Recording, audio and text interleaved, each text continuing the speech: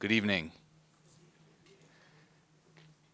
I spoke several years ago to a city council person in Chicago who told me there are two subjects that you must never bring up if you want to leave a community meeting alive. And those are rats and parking. So I put my life in your hands. Donald Shoup. How many of you have heard of Donald Shoup? Okay, good number. Donald Shoup is the godfather of parking studies. And for those of you who are still curious about this subject after this talk, I encourage you to read some of his work. He single-handedly made the field what it is today, and I'll explain what that means in a moment. But Don likes to say that thinking about parking takes place in the reptilian cortex of the brain, which is the part of the brain said to govern aggression, territoriality, and ritual display. Now, I think cognitive science has moved on from this concept of the reptilian cortex, but it holds true for parking. We love our parking spots. We love our parking spots so much that when the President of the United States attempted to convince the public that it was a good idea that the G7 be held at his Miami area Doral resort, his first justification was there's ample parking. And you get a nice demonstration of this obsession in parts of the country where it snows, right? So I used to live in Chicago when I was working on this book. And in Chicago, when you shovel out a parking space after a snowstorm, it becomes yours. And so this little piece of what's nominally public land temporarily goes into your possession. And you mark this possession by bringing some random object out of your house and throwing it in the middle of the street. And God help you if you move one of these things. I've always imagined the implication here is that you would be beaten over the head with the object in question if you were to take that parking spot, but I haven't tried. And now I live in Massachusetts, in Boston, and in Boston there's a similar situation with the parking spots and the snow. And when the mayor a couple years ago tried to limit this practice to just 48 hours after a snowfall, one of the city council people objected, and he said, it speaks to the basic principle of what it means to be an American. Like the gold miners and the pioneers, residents have a right to stake their claims. However, speaking of Boston, something bad is happening in Boston, which is that the population is declining. And in fact, the population of the whole state of Massachusetts is declining, which is odd because Massachusetts has, by all measures, some of the nation's highest incomes, some of the nation's best universities, and generally a high quality of life. So how do we explain this? Well, it's not that complicated. It's housing costs. Housing has become exorbitantly expensive in Massachusetts, and so young people are leaving. And why is housing expensive? Because we're not building a lot of it. And why are we not building a lot of it? Because we've decided instead to put our energy into building more parking. Boston permitted more parking spaces than homes last year, by about 700, and also the year before that and the year before that. And this is actually not a matter of preference, but it's a matter of law. Because the law in Boston, like in many other cities, requires that whatever you're building has to come with a certain number of parking spaces. And we'll talk about that in a moment, but parking costs a lot of money to build. And so when you include all this parking, you're driving up the cost of building, especially in densely packed urban environments. And of course, that housing demand doesn't go away when you don't build those apartments in the core of Boston. It goes out here, which is in Sherborne, Massachusetts, which is like 30 miles from Boston. And so these houses get built here, and instead of residents living in the city and riding the train to work or walking to their local gym or local public school, they wind up driving 30 miles every day and contributing more to the region's traffic problem, as well as a host of other unsavory environmental externalities associated with driving 60 miles every day. So, and what's cool actually about this is, so I found this on a bike ride and then I found it on Google Street View. And with Google Street View, you can rewind And you can see that this was once virgin New England forest, but now has become a subdivision. And that's exactly what our parking policies encourage us to do. So I want to suggest to you today that we're obsessed with parking as a nation, and this obsession has worked its way into our architecture, into our environment, into our housing costs, into the quality of our neighborhoods, and into, of course, the way we get around, right? Because parking lies at the intersection of transportation and land use. Now, everybody wants a perfect parking space. And it's this pursuit of the perfect parking space that I think has gotten under our kind of collective psyche and prevented us from achieving so many other things that we want to achieve. Now, when I say perfect, I mean three things. It has to be convenient to where you're going, preferably 8 feet from the front door of the local business that you'd like to shop at. It has to be available, which is to say, open and free the moment you arrive, circling around the block. Nobody wants to do that. And of course, it has to be free. And it turns out that achieving all three of these objectives, free, convenient, and available parking, is a trilemma, which means it's very, very hard to achieve all three of those objectives at the same time.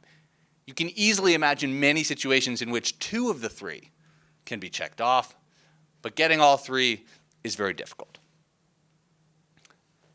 And now you may say, and I know this has been an issue in town because I discovered it even just today walking around talking to people, parking is a political third rail. It's a subject that we really do not want to touch, better left undisturbed, and let's just focus on other things because it makes people just too angry.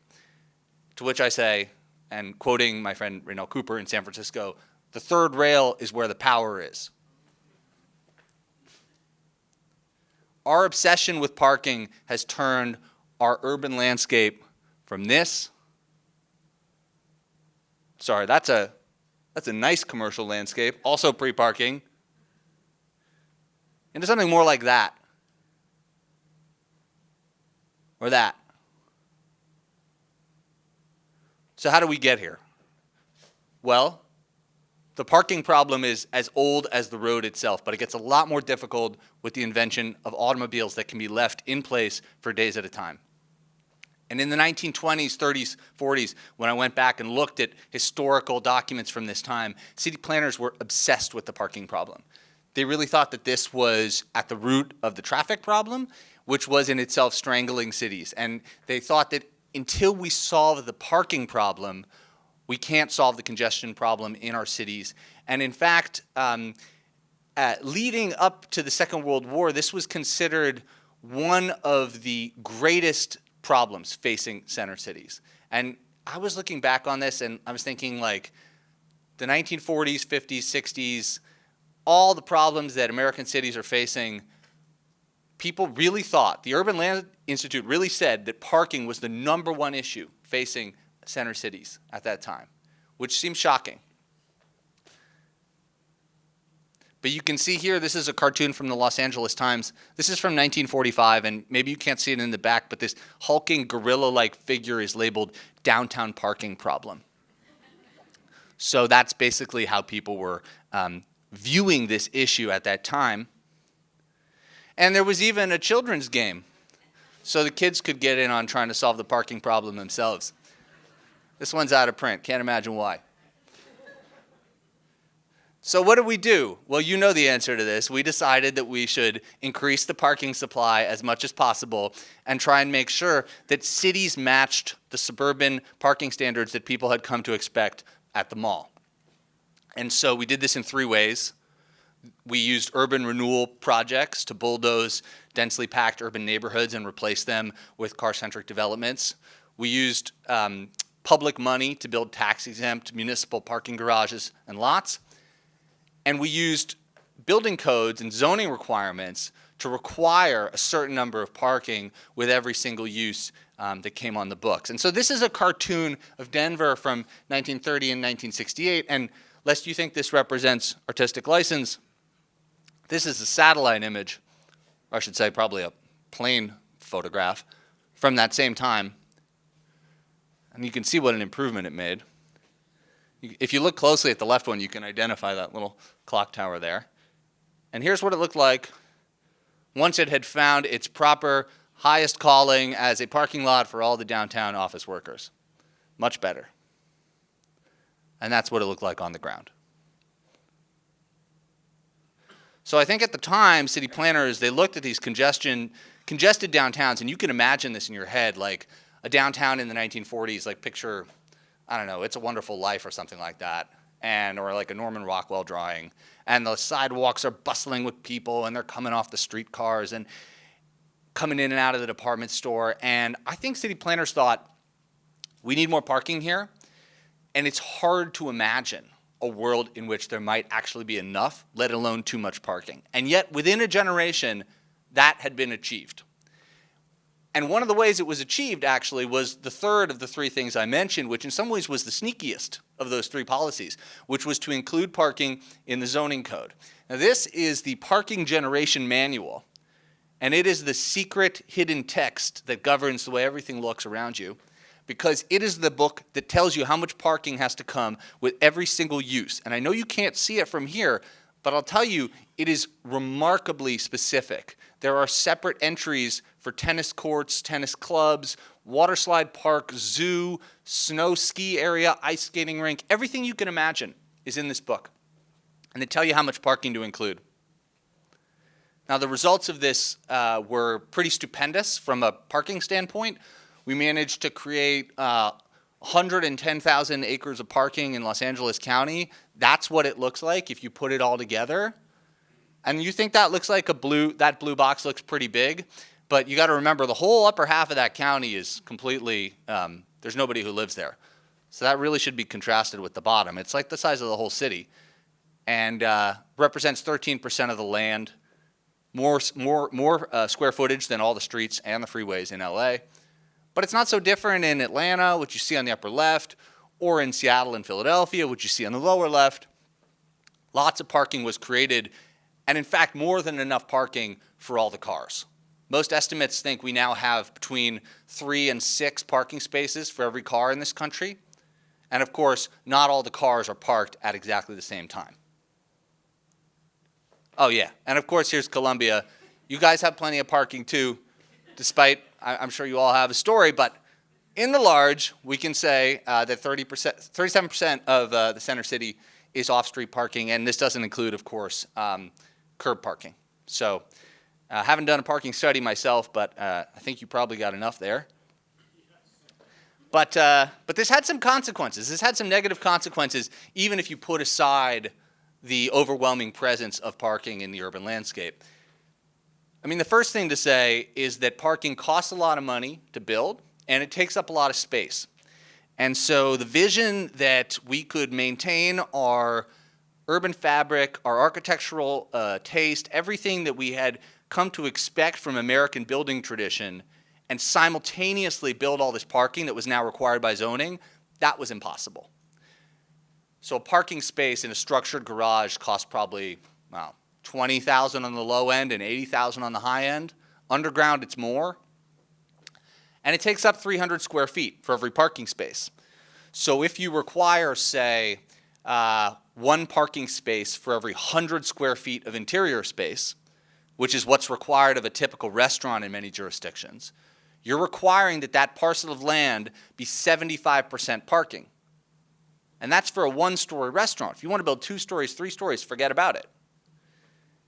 And you can see how as you require more parking for every square foot, you begin to force the urban environment to disintegrate. And you lose the fabric of Main Street, which you see represented here on the upper left, and you move closer to Taco Bell urbanism. And the thing is, when you ask people what they want to see in their communities, they often say they want something closer to the upper left. They want the Main Street that their grandparents grew up with. In fact, people go on vacation just to get to a place like this, you know?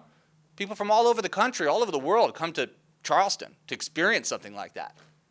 But we've made it illegal to build. And so this has created a kind of valley in our urban environment where it just doesn't pencil to build stuff at this middle scale anymore.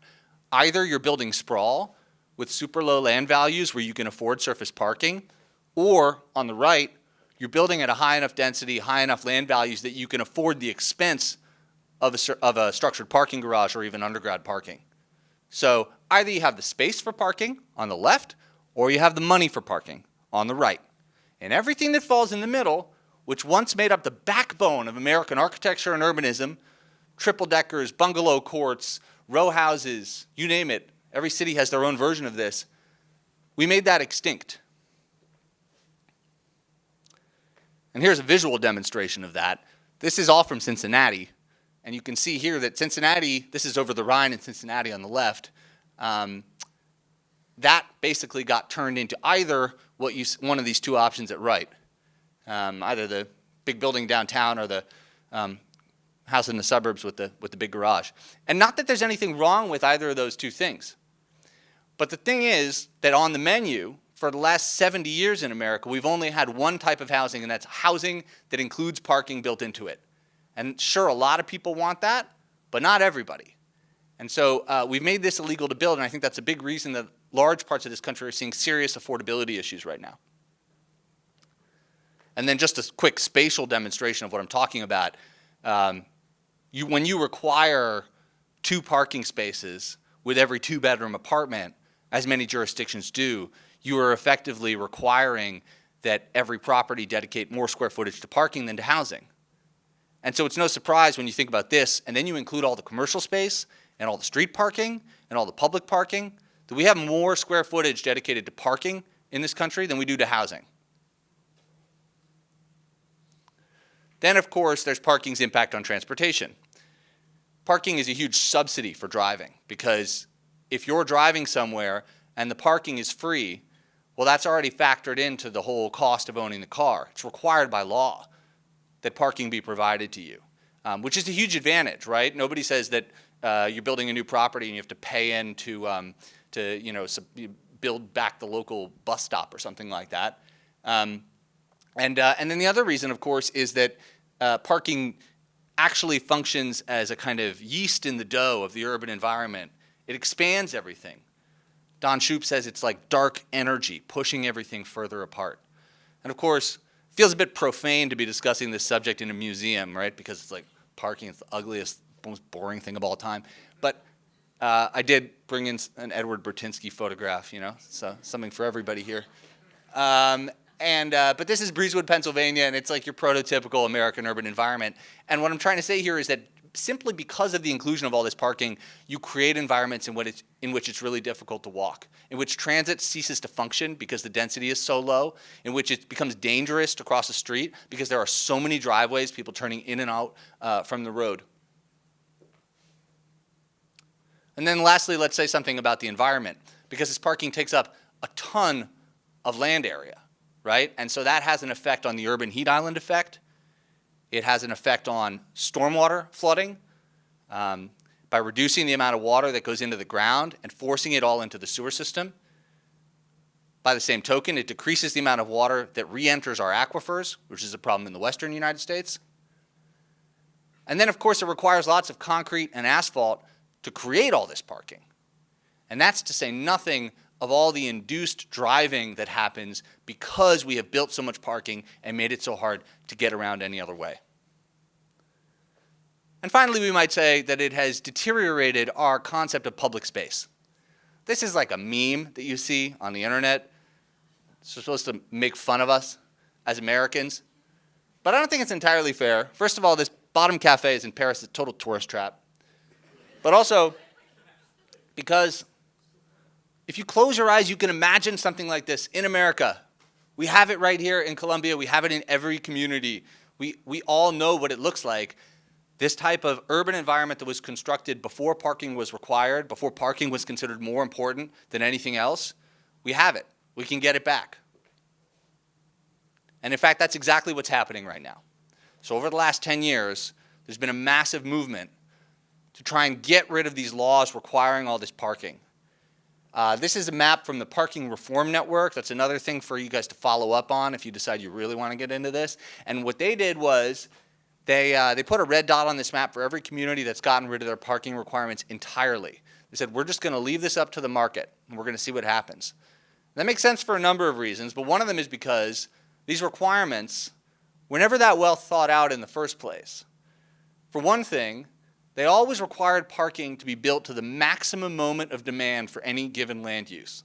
So that meant that for a shopping center that might hit its peak occupancy on the Saturday before Christmas, that's what the parking had to correspond to.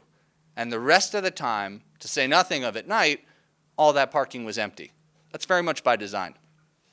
The good news is that's beginning to be repaired, including here in Columbia, where 2 years ago, the city council eliminated parking requirements in some of the denser and more central parts of the city.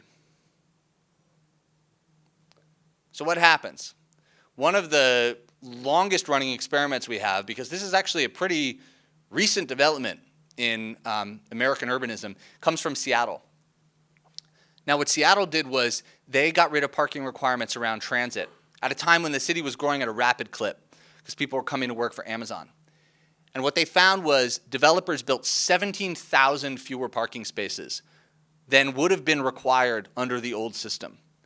And this was over 5 years in one city. And at the going rate of a Seattle parking garage, these foregone parking spaces, because they built these buildings but they didn't build those additional 17,000 spaces, that amounted to a savings of $500 million just in foregone expenses on parking garages in one city over 5 years. And you're seeing this happen in a lot of places. Minneapolis, building less parking. You see that in the graph on the left. And then here from the Wall Street Journal, we have evidence of this trend happening nationwide. People are building fewer parking spaces because they become conscious of the expense that's involved, of the amount of space they take up, and of the fact that they're not particularly well used. We often have more parking than we need. Now, what we're beginning to see also on an architectural level is a kind of rebirth of these lost forms. These are examples from Austin, Tempe, Minneapolis, and Miami. And I like them because this isn't from Boston, this isn't from Brooklyn, right? These aren't cities that were built around big subway networks. This is in the Sun Belt, and except for Minneapolis, I guess. And what you see is a revival of these traditional forms, and it's not just about architecture, right? Because when you rebuild these things, you build things into communities that are accessible to different types of households. And so that's useful for a family that wants to downsize out of a big single-family home, empty nesters. It's useful for kids who want to move out of their parents' house. It's useful for people who don't conform to the traditional model of a nuclear family and still feel like there should be housing for them. And we've made that impossible, but it becomes possible again when you begin to allow architects and developers to have this kind of creativity over where they put the parking. One of the big changes we've seen in Southern California is the revival of the accessory dwelling unit. So this is like a granny flat or a backyard cottage. For years they were impossible to build because every community in California required them to come with 2 parking spaces. So you had to replace the parking you were getting rid of, and then you had to add more parking for that unit in the backyard. Totally impossible. Well, they got rid of that law, and now ADUs make up 1 in 4 new units in the city of Los Angeles. It's a huge contributor to the housing stock. And again, it provides exactly those affordable, small-scale, flexible units that have been so lacking from our housing landscape for the last 70 years. And then it's useful for historic reuse, too. Because if you have an older building, I had an architect in Michigan once explain this to me. He said, it's like it's locked up behind a parking padlock, which is to say, you know you want to turn that old bank building into a brewery or a drugstore or something like that, but you literally can't because the law requires so many parking spaces that you'd have to tear down the 6 buildings around it. And for 70 years, that was the way we actually did things in most of our historic downtowns. We just said, all right, well, want to save this building, got to tear down this one. But the good news is these laws are changing. Los Angeles, again, they exempted their historic skyscrapers from these rules. These commercial buildings that had sat vacant for decades, and they saw an enormous boom in housing that took place inside these beautiful skyscrapers and saved them in many cases from being torn down and created new housing in the process. And now we come to the difficult part of the talk. Okay, so everything is hunky-dory so far, but of course you're asking, where do I park? Where do those people in Los Angeles park? So I think there's 3 things that are happening here that are helping to manage our parking supply properly. The first is counting the parking. The second is sharing it. And the third, well, in the business we say managing parking, which is one of those George Carlin style euphemisms. We're going to manage the parking. We're going to charge for the parking. But first, counting. Counting is really easy, but surprisingly hasn't been a part of our parking management toolkit for the last 100 years. Many communities don't know how much parking they have. They don't know when that parking is used. They don't know when they need more parking. And so there's this knee-jerk political response to every small business owner who says, I need more parking, and that's the last word. But the good news is we're beginning to take stock. And this is Spot Hero, which is an app that helps you find parking, and it unlocks parking that sometimes exists in private uses that you might not have known about. The founder of this app, who's from Chicago, he told me, Henry, one thing that I thought when I was going into this was we don't have enough parking. And now I realize we do have enough, it's just that we don't know where it is. Which leads me to sharing, right? I mean, that's one thing that's happening with Spot Hero. We're counting the parking and then we're sharing it. And this is a big problem, again, with parking requirements. They create these fiefdoms of parking associated with individual businesses. And you see this when you pull into a strip mall and you see those little signs that say this is reserved for clients of so-and-so dentist. Never mind that it's 9 p.m. and you're going to the restaurant next door, so what does the dentist need parking at that hour for? Well, it turns out that if you share the parking between those uses, and you don't require it to be reserved for individual businesses, you can unlock a lot of synergy between different uses that need parking at different times, like, for example, offices and apartments.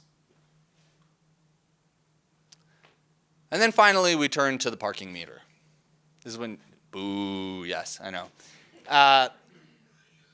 This ad probably isn't indicative of what I want to talk about today. I think this is a common misconception about parking meters, that they exist to suck it to the motorist and to extract as much money from her as possible. But the reality is the parking meter was invented to manage this precious and scarce resource, which is the curb in a densely packed urban environment. And when it was invented in Oklahoma City in 1935, the guy who put it in thought it was like a miracle. Suddenly, the people who needed to park all day, usually the employees of the downtown businesses, parked a couple blocks away, and they left that prime and priced parking available for people who needed it for 15 minutes, half an hour, or an hour. And so it was a tool of organization rather than simply pricing. I'll give you an example of this. This is the new urbanist community of Seaside, Florida, in the Florida Panhandle. Now, it's an architectural landmark. I'm sure the architects in the room know it. I spoke to one of the planners, Andres Duani, who told me he always regretted one thing about this, the Achilles heel of this very influential design, which was that the main plaza had been dedicated entirely to a parking lot, which you can see here. And when you were there, it was pretty unpleasant because you had these huge SUVs that were constantly circling looking for parking spaces, and so kids would dart out from between the cars and almost get hit by the cars, and it was problematic. Now, during COVID, they shut down this whole plaza to parking, and they found it was quite nice. Everybody actually liked the additional space a lot. And they thought, what can we do to keep this? And what they did was they started charging for the rest of the parking they had. This is what it looks like now. Now it's a legitimate public plaza where kids actually can play soccer and run around on their scooters, and adults enjoy it as well.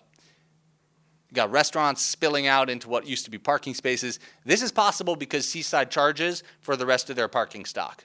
And what they found was the demand for parking is actually more elastic than the parking codes had told them, than anybody had assumed. It used to be that families came, each teenager driving their own car. And now they all came into one car because they started charging for the parking.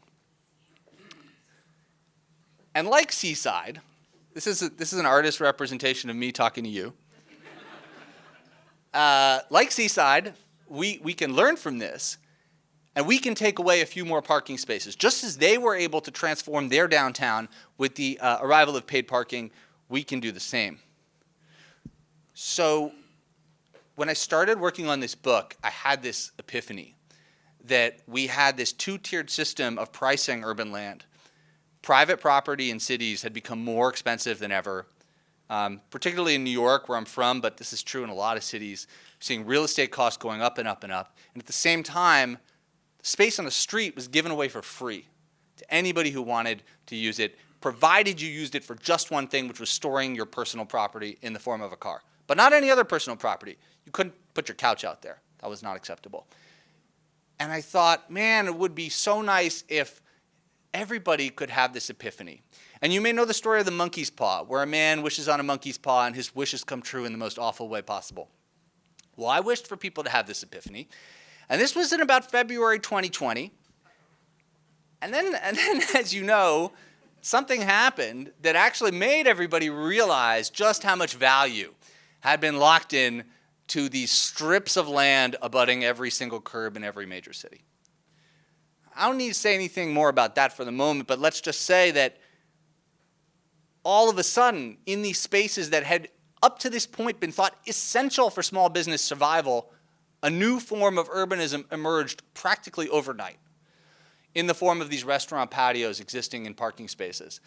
And the economics of effects of this were tremendous. There's a study from Toronto that found that these restaurant spaces, this is Brooklyn, but the spaces that had been converted into restaurants generated 50 times more revenue than those that had been left as metered parking. And that's metered parking, and a lot of this parking was free. So turns out that this tapped into an older idea about what might happen at the curb. We've seen examples of this arbitrage that go back 50 years, right? The ice cream truck, the taco truck. People have long realized that they can take advantage of this arbitrage by operating businesses out of their vehicles and pay nothing for real estate, whereas their peers who lease space have to pay a lot of money. And some architects in San Francisco took advantage of this, and they started a tradition called Parking Day. Now, Parking Day is tomorrow, so I think you'll see some examples right here in Columbia, which is pretty cool. But what they did was they just took a metered space in San Francisco, they paid the meter, and they put in some cool stuff. One of their inspirations was Gordon Matta Clark. I told you I'd try and bring some art into this, right? Doing my best. Gordon Matta Clark did this thing called fake estates, where he found these like overlooked parcels of New York City and turned them into these cool projects. And this was one of their inspirations for Parking Day, because what could be more overlooked than the humble parking space? And they turned it into this beautiful little parklet where people just sat. It was really simple. And it was kind of like this art project. They had some kind of funky visions of all the cool things that might evolve in this space. And it turned into a manual. The city of San Francisco liked this idea so much that they hired these guys to draft a kind of blueprint for how this could be adapted to various places. And now it happens all over. And you can see the examples of things that have now taken place in parking spaces on Parking Day. Classrooms, barbecues, apparently a wedding ceremony. Wouldn't be my first choice, but you do you. Just a place for people to sit. And this happens all over the world. It happens in Japan, it happens in Canada, it happens in Spain. It's happening here. This is Detroit. It's even the cover now of a book which is all about property and ownership in cities. And of course, as I mentioned, it's become a literal template that San Francisco has now used to establish lots of outdoor public space all throughout the city. And what's cool about this is that it opens our eyes to what could happen, not just tomorrow, not just for 24 hours, but all the time with all this space that we have previously thought reserved for parking. Because effectively what we've done as a society is we've land banked enormous quantities of urban land for just one use. And that use hasn't been properly managed. And so if we could manage parking properly, if we could find out ways for people to get around besides driving, if we could properly charge for it to manage demand, we would have, even if we just took advantage of the excess parking that exists now, we could have so much space to do other things. Places for people to sit and eat, places for kids to play games. This is in Paris where they set up these game sheds so that people can play games in old parking spaces. This is in Philadelphia, go figure. Don't think this has been tried outside of Philadelphia yet, but we'll see. We can plant trees, right? To literally undo this the sort of graying of cities and the asphalt, which has such a negative effect on the environment of our cities. Provide shade and also can be used for bike parking, soak up stormwater, and so on. And of course, we begin to fix the very mobility problem that requires all this parking in the first place. Because parking isn't just a subsidy for driving, but it also sometimes literally occupies the land that we could put to another use to make these other uses easier to do. For example, biking, right? I mean, this is an obvious one, but in a lot of cities, curbs are unthinkingly reserved for parked cars, which makes it hard to establish the lanes that make it safe and easy for people to get around in another way. And of course, the parked cars can also be used to protect bikers. This is Hoboken, New Jersey, and they've done something interesting with their parking spaces. When they look around their intersections where they found most of their car accidents were occurring, and they took out all the parking spaces around the intersection, and they call this daylighting. And it allows drivers who are approaching the intersection to see if pedestrians are about to cross, especially small pedestrians who might not be visible if they're coming from behind a parked car. And I don't think it's an accident that Hoboken hasn't had somebody killed by an automobile in 7 years as they've enacted this policy. And then, of course, we can make it easier and advantageous to ride the bus, which has traditionally been a pretty neglected mode in the American city, but in part because the buses are stuck in traffic. So there's really no incentive to ride a bus if you could be driving yourself. But if we take that parking lane and we decide we're going to dedicate that for bus commuters to give them a leg up in getting to work on time, then maybe more people would ride the bus. We can soak up stormwater before it floods our sewer system. And we can calm down traffic simply by slowing down the pace at which people drive on these streets. And this is something that you'll notice, I mean, I've noticed it even here on Main Street. When you have parking on a street, it has a traffic calming effect. Now, the state DOT won't see it that way, or rather, they will acknowledge that as a bad thing because it means slower traffic. But if you're running a city, then actually cars moving slower is to your advantage. That creates a nicer and safer urban environment. And then, of course, there's the charging of electric vehicles, right? Which is coming down the pipe pretty rapidly and will force us to rethink the way we use all this parking, will force us to manage it and to share it. What's the point of all this? It's not to get everybody out of their cars. I'm perfectly conscious that to live life to the fullest in many places, you do need a car, right? But the median household in America owns 2.2 cars. So this is about change at the margins, right? This is about a household with 2.2 cars moving to 2.1 to 1.9. A household with 3 cars moving to 2. A household with 2 cars moving to 1. The average trip in the United States is half of all trips in the United States is under 3 miles, which means that that's a distance that could be covered on an electric bike, on foot, on the bus, if we made those modes competitive, if we changed the way our streets are designed, and we built up our urban density of amenities, housing, schools, everything else by using some of this parking. And if we did this, I suggest to you, we would have an environment, perhaps an environment with fewer parking spaces. But in place of all those parking spaces would emerge a city so much richer and fuller and fairer that you would not think twice about what had been lost. Thank you.